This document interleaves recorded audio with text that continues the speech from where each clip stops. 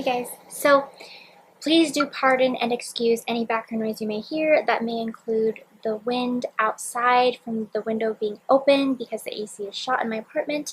That may also be the fan, the portable fan that my boyfriend is letting me borrow until they fix my AC problem. So yeah, that's the noise. But in this installment, episode, whatever you want to call it, what's it called again? I think it's the Mental Illness Diaries, right? I do this once a month. I've done it all year so far. We're almost halfway through the year. And if you do not know me, my name is Emily, and if you do not know, if this is new to you, I have bipolar disorder, social anxiety disorder. I've been diagnosed with traits of paranoia, and I've been diagnosed with traits of OCD. Before it was bipolar, it was major depression, but then I was re-diagnosed with something different, which was the bipolar disorder, and so that was the hint at depression. So yeah, that's basically the gist of it. That's me and what I have, the main things I have. I can't think of anything else I've been diagnosed with.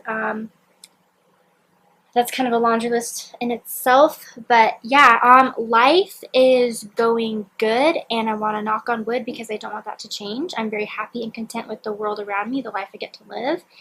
And my boyfriend is a part of it. The connections I have with family and friends, that's a huge part of it. But the fact that I'm in a good relationship right now, that's huge, and that's just not how it's been in the past. It's been very one-sided or toxic or unhealthy or something wrong. And the good news is that I'm not perfect, but I've matured, and so I can handle a relationship better, easier. It's more manageable for me. It's more desirable to me. So that's huge. And then another part of it is it's the summer and it's summer break, and I don't have to go to work until the fall as I work in an elementary school.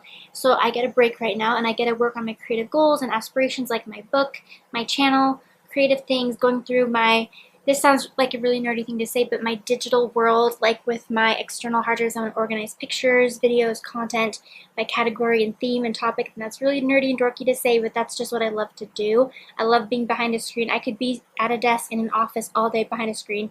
I've had a job like that, and I've loved it before, and maybe I'll go back to it one day, but what I'm trying to say is the gist of this is that life is freaking good, and bipolar disorder is not defining me.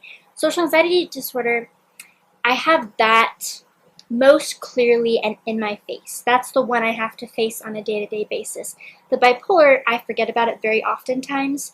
Sometimes I forget it's there, sometimes I ignore it, sometimes I avoid it.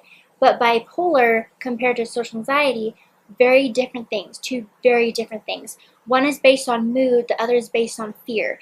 And I would rather have a mood disorder than I would have fear constantly all the time nagging at me. And if my depression were really bad right now, I probably wouldn't say that, because depression, when you're in it, it's so hard to think of life outside of it and away from it, escaping it, overcoming it.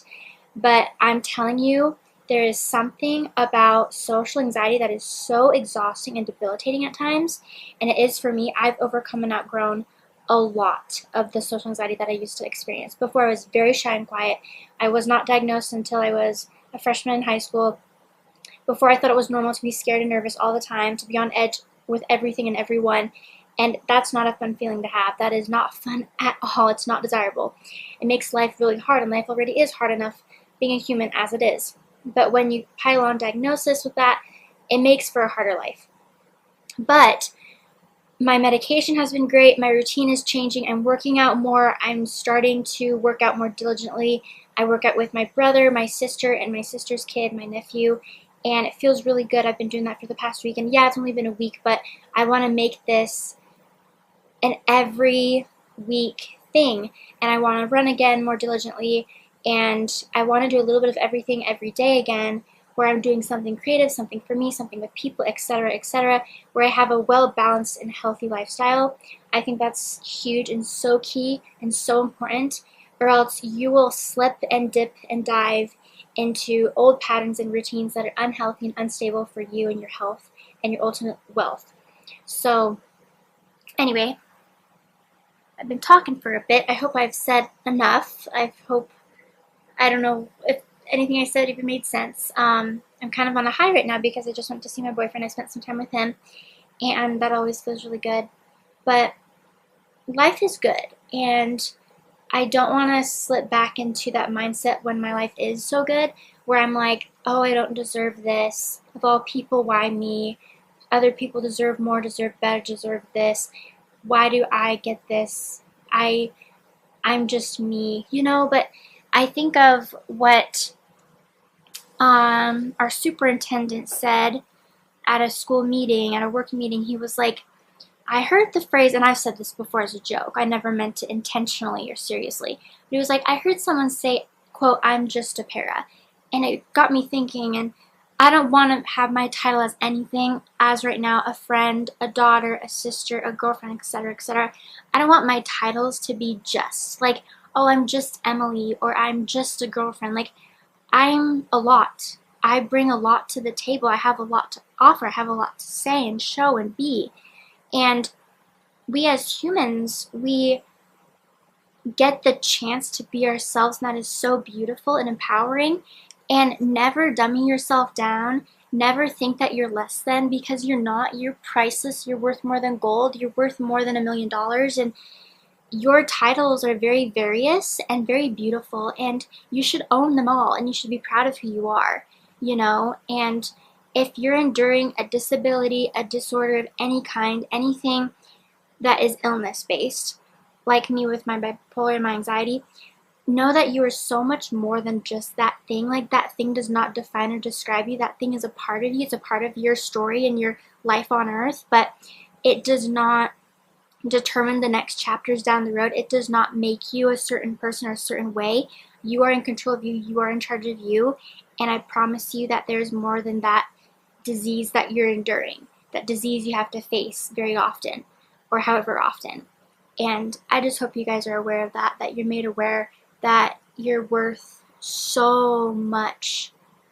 You're a beautiful human being, and disorder or not, like, whatever you have, it doesn't matter. It's hard, but it's okay, and you will have good days, and you will get to the point where you are okay.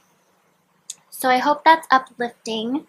It's easy for me to say right now because life is good right now and I'm making it good, but I just think of in the past when I really had those really bad lows, and I can't believe that I'm the same person who endured that compared to now.